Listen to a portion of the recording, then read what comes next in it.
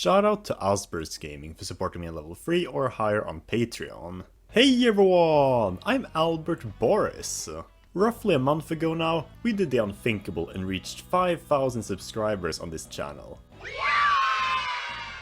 It's unbelievable how far we've come now, as exactly 1 year prior we'd only just reached 1,000. I can't stress my gratitude enough to every single one of you, and to celebrate I was planning on making a very special video. However, since I was busy with a lot of other things, including making videos related to the new Nintendo Direct, I didn't really get any time to finish this video, until now. One video series which I haven't really been making much content for will be my game reviews, which is a bit ironic because those are actually some of my favorite videos to make. And now that we're growing larger and I'm branching out my content from just Mario Kart predictions, I thought I should start making more videos of this type. I've already reviewed a select few games, mostly Mario Kart, and seeing as I tend to have quite hot takes, this time I thought let's shine some light on one of the most overlooked Mario Kart games of all time, Mario Kart Super Circuit. This is a game not a lot of people really talk about. Despite being the first ever Mario Kart on a handheld, the world famous Game Boy Advance at that, it always kind of fell in the shadows of the other installments. In fact, even for me personally, it was the last of the main games I got around to play back in 2015 when I found it on the Wii U Virtual Console. And I didn't even get it because it interested me. It was just the one Mario Kart game I didn't own yet and I wanted to see what it's like. But my goodness was it one of my best purchases though. Like, I remember not having any expectations on it at all, since it looked kinda similar to Super Mario Kart, which I didn't really enjoy at all. But safe to say, it's gone over to become one of my most played games in the series. So I wanted to offer a slightly different perspective of the game and talk about why Mario Kart Super Circuit is, in my opinion, an underrated gem that needs more attention, going through everything from features, controls, courses and more. So with all that being said, let's get started. Admittedly, at first glance, Mario Kart Super Circuit doesn't look like it really has much to offer, which might be a reason as to why this game doesn't get a lot of attention. When it first came out, it was the third game in the series, and it had a pretty good competition. The two games right before it were loved by people, Super Mario Kart for kickstarting the series, and Mario Kart 64 for bringing the series into 3D. Basically, they were pretty popular, so when Mario Kart Super Circuit came, it looked kinda lazy in comparison. Being the first Mario Kart on a handheld, that meant limitations. On one hand, it resembled Super Mario Kart a lot, as it went back to a strictly 2D aesthetic, racing on flat cardboards, as well as having coins spread out all over the map. Not only that though, it also brought back a lot of elements from Mario Kart 64. The character roster, models and their sound effects were directly ripped from that game, and not only did we not get any new items, they actually removed some of them from the last game, such as the fake item bugs and triple bananas. So in a nutshell, Mario Kart Super Circuit looked like a combined version of Super Mario Kart and Mario Kart 64, only with severe limitations. Why would people buy this game then? I think you can see why now. But I'll tell you what, because as lazy as this game might look on the outside, Mario Kart Super Circuit, ironically enough, not only gave us a lot of things we know and love about Mario Kart today, it also gave us a bunch of other underrated features we didn't see returning, even though they frankly benefited the game. Take for instance, the Quick Run mode. Have you ever wanted to just play a short round for yourself? We all know about the Grand Prix, where you play for an entire cup, but what if you just wanted to play like one track? No, I'm not talking about time trials, that's just racing against your best time. What I want is being able to play any track at any given time like it was a regular race, with CPUs and items. Well, that's exactly what Quick Run is. Being able to race on any course whenever you felt like it was great, since you didn't have to go for an entire cup to get to just, say, Rainbow Road. Nowadays we have a versus mode, so I suppose a quick run feature isn't as essential, however in some ways quick run was still way better, since you didn't have to set up any rules beforehand, you just went with it.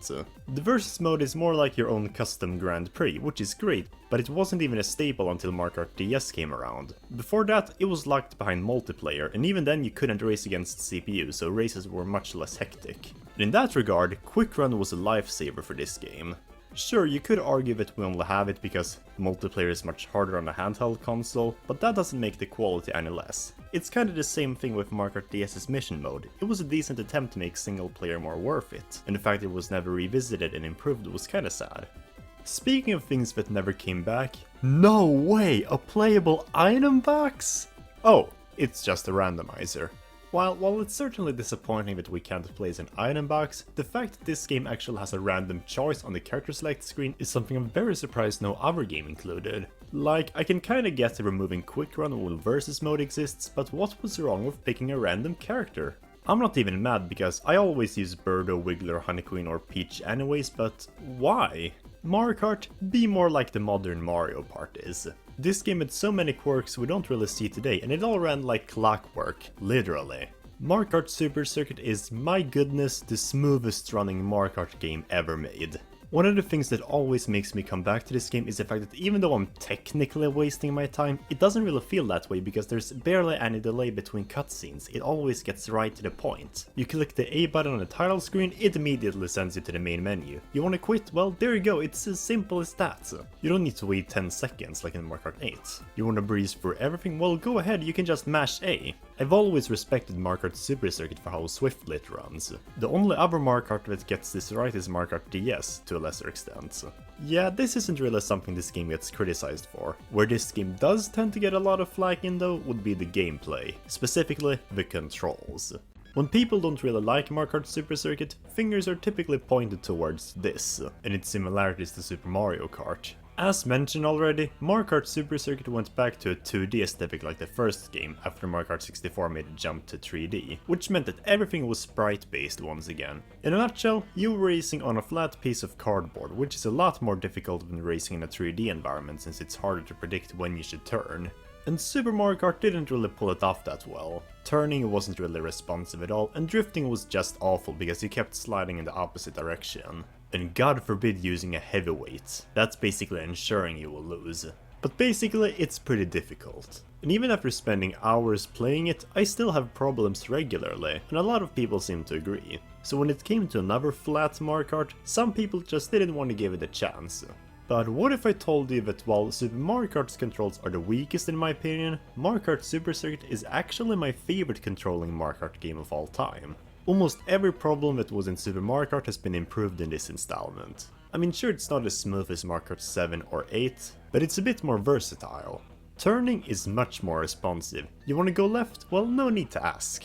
Just like with everything else I talked about, this game simply gets right to the point. Now drifting can still be a bit awkward, but there is a huge catch which makes it much more bearable, and honestly quite fun. May I present drift topping, or dropping for short. It's as simple as keeping on jumping whenever you make a tight turn. It basically allows you to have more control over your drifting. It's honestly surprising just how satisfying it is, even without mini turbo. The game is even kind enough to let you know when to make a turn and in which direction, as these orange signs show up on the screen whenever you approach a curve, and that can be helpful when you're new to the game. Some may think they're distracting, but I've never really had a problem with them since they're pretty small to the point that I sometimes don't even notice them. Playing on the courses in this game as a result feels a lot less frustrating, and speaking of courses, Mario Kart Super Circuit was just something else, to be honest. It may not be the best course selection ever, in fact it might not even be the most creative course selection either, but if there is something that sets apart Mario Kart Super Circuit's course roster, it's gotta be just how obscure it is. It seems almost like the developers went out of their way to pick some of the most random, most out of the blue ideas they could come up with, cook them up into tracks and somehow made it work. When all your tracks are flat pieces of cardboard, it can be especially hard to come up with a good layout since you're not able to give the track personality from its elevation, but they nailed it, partly thanks to the absolutely beautiful and detailed skyboxes used. You got Cheep Island, going over bridges on a mysterious tropical island, while scary-looking Cheeps are swimming in the sunset. Lakeside Park, an exciting trek through a jungle reserve during a volcano eruption. And who can forget Sunset Wilds, a satisfying and epic drive somewhere on the American frontier as you watch the sun go down for every lap. You don't really see these kinds of course ideas in newer Mario Kart games, and while that doesn't make them worse, there was something oddly charming with how random the courses were for this game. And that's not even the tip of the iceberg, because then you also have tracks where you're racing on ribbons in a child's playroom and a planet made out of cheese. Even some of the more basic track themes impressed me, like Yoshi Desert. Yoshi and Desert aren't really two things you'd normally combine, but the developers for this game did, and as basic as the setting technically is, they somehow knocked it out of the park. At least in my opinion, it's got a very hostile feel, almost like something isn't quite right. Like, why is there a sphinx of a Yoshi? Combined with quicksand and piranha plants made even a bland course by default kinda unique. Partly also thanks to the dangerous music. but that's just how I feel. There's a lot of tracks to talk about, up to 20 in fact, so there's actually 5 cups instead of the usual 4, with the lightning cup being between flower and star. The only way I could truly give justice to these tracks was if I made a separate ranking video on them, which I might do in the future. Of course, not all tracks are great. I mean, Mario Circuit exists, and the fact that 4 of the tracks are Bowser Castles is a bit lazy. However, I'm gonna cut this game some slack for how it handled it, as they're all pretty distinct from each other, and they made it progress nicely, with the last one being right before Rainbow Road. Interestingly enough, Mario Kart Super Circuit, unlike all of the other games in the series, was developed by Intelligent Systems rather than Nintendo, who are best known for creating and subsequently ruining the Paper Mario franchise. Maybe that's why some of the courses feel a lot more wacky than usual. Rainbow Road even has the castle from Paper Mario 64 in the background. And that's not to mention the other 20 courses that are also playable. Yeah, this is something I found out by complete accident. Not enough that Mario Kart Super Circuit had a bunch of fun quirks and eccentric courses, it's also the only game in the series where coins actually have significant value. Some Mario Kart games are known for having coins spread out across courses, and collecting them typically increases your top speed slightly. In the newer games, they're also used to unlock new vehicle parts, although you frankly don't have much control over it, as it's all random and you can only collect 10 per race. Well, get this however, only in Mario Kart Super Circuit are coins actually used to unlock more content. If you collect over 100 coins in a Grand Prix Cup, you will unlock the extra version of that cup. So as an example, if you collect 100 coins in the Mushroom Cup, you unlock the extra Mushroom Cup. Unlocking them all reveals the first instance of retro courses ever in Mario Kart. Every single course from Super Mario Kart has been ported to this game, so you basically not only have 20 original courses, but even the entire first game on the go. Okay, so let's backtrack a little first. Are these good retro courses? Well, not really, but actually yes. Let's get what is in my opinion the most glaring issue out of the way first. They're lazy. All of the tracks just reuse themes from the base game, like they ripped off the skybox and aesthetic right out of them. Choco Island is basically just Sunset Wilds but without the sunset. They also removed all of the enemies like Twomp, so the difficulty is all but gone. But wait a second, Super Mario Kart didn't really pull it off that well. Turning wasn't really responsive at all, and drifting was just awful because you kept sliding in the opposite direction.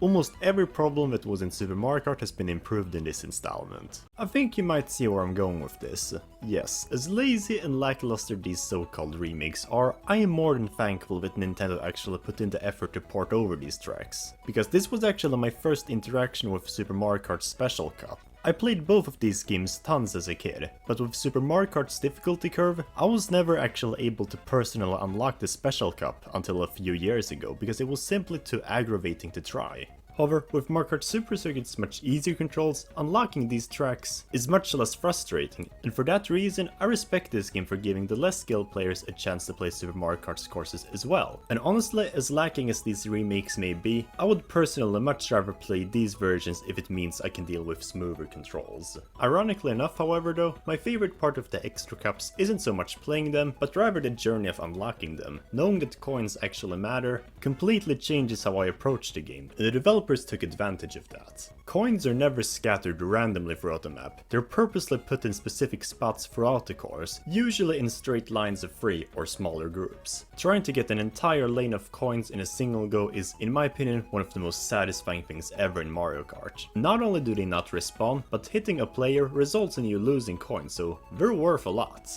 All in all, that's a lot of content for single player, especially since Mario Kart Super Circuit was also the first Mario Kart game to have a rank system, allowing you to get up to a 3-star rank on every cup. And the closer you came to 100%ing the game, the title screen would go from day to sunset to night. Not bad for a game that's supposedly a step down from the previous installments. Unfortunately, there is one major problem with Mario Kart Super Circuit, which could be attributed to limitations. Multiplayer. The multiplayer in this game is, in the shortest and most kind way possible, rubbish. Because this game is on a handheld console, you can't really just buy a second controller if you want to play with other people. Everyone needs to have their own system, and preferably their own copy of the game as well. Actually, the latter isn't necessary, but if you want to get the full experience, it kind of is. Most importantly though, you need to connect all of the Game Boy Advance systems with a cable, and that's when you're good to go. There are 2 types of multiplayer, single pack link as well as multi-pack link. Single pack link is when only one person has the cartridge for the game, and it's just awful. You can only play as a colored Yoshi, but that's the least of the issues. You can only play on a total of 4 courses, and they're from Super Mario Kart at that.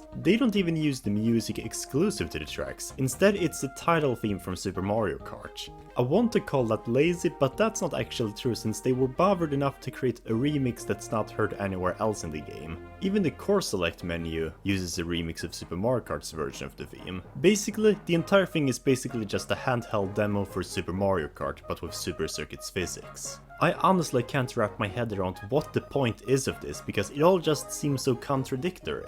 I guess it's kind of supposed to be a demo for people who aren't sure if they want to buy the game yet, but what a great way to turn off people by having Super Mario Kart courses instead of, I don't know, 4 original courses? People would think this is just a lazy handheld version of the first game, further making this game seem like it's just a lazy port. And on another hand, it also spoils the fact that this game has retro courses when it's kinda treated as a surprise in the game. Single pack link is just awful. However, if everyone playing has their own cartridge of the game, you play multi-pack link, which is more or less the full multiplayer experience. You know, when you can pick between versus and battle mode, neither of which are really worth the extra money spent to be able to play them however. The versus mode is just like in any other Mario Kart game before DS, which means no CPUs, only players. Not much to write home about, it's just there, and it can get kinda boring at times. The battle mode is more or less the same, although it also has the added insult of having forgettable battle stages. Just like in Super Mario Kart, they're named Battle Course 1, 2, 3 and 4, and somehow they're even less inspired. Battle Course 1 is just a copy of Super Mario Kart's first stage, but without the camping spots, and it was already a pretty generic track. Battle Course 2 and 3 are both generic and have barely anything interesting going on, being too narrow and too open-ended respectively. The only good one is the 4th one, since it's the right size, plus you need to avoid the water, and the desert setting simply has more personality. Surprisingly, since I don't own the Game Boy Advance, I didn't actually get to play the multiplayer of this game until February 9th this year. That's when Nintendo added the GBA emulator to the Switch, and the only reason I was able to play multiplayer is because they added online play to all of their emulators. On the Wii U Virtual Console version I grew up with, multiplayer just kind of didn't exist. I mean, you can't really connect 2 Wii U's, can you? As great as almost everything in this game is, the multiplayer aspect has always been kind of shabby. Like, on its own it's fine, it's nothing particularly different from the other Mario Karts released at the time. It's just that the methods required to make that work are too expensive and frankly not worth the final results. As someone who's always been more into single player content than multiplayer though, it's not really an issue that bothers me, although I can see how others are affected by it. Okay, so how should I conclude this review? How about this? Mario Kart Super Circuit is a game that often falls in the shadows of its peers, but despite being forgotten by the general public, it could not be more overlooked, as its priorities led to one of the most unique Mario Kart games ever, from its wacky course ideas to stuff like Quick Run or the first instance of retro courses, in this case acting like an easy handheld mode for the first game. Overall, an 8 out of 10. Great. I still slightly prefer Mario Kart 7 since the multiplayer was at least more accessible, but they're balancing pretty closely between being my most liked Mario Kart games. And that was all I had to say today, but what is your opinion on Mario Kart Super Circuit? Did this video change your perception or not? If you enjoyed this video, then make sure to like, share and subscribe to my channel as I talk about everything Mario related. Make sure to check out my Discord, Twitter and Patreon, and I'll see you all soon. Until next time.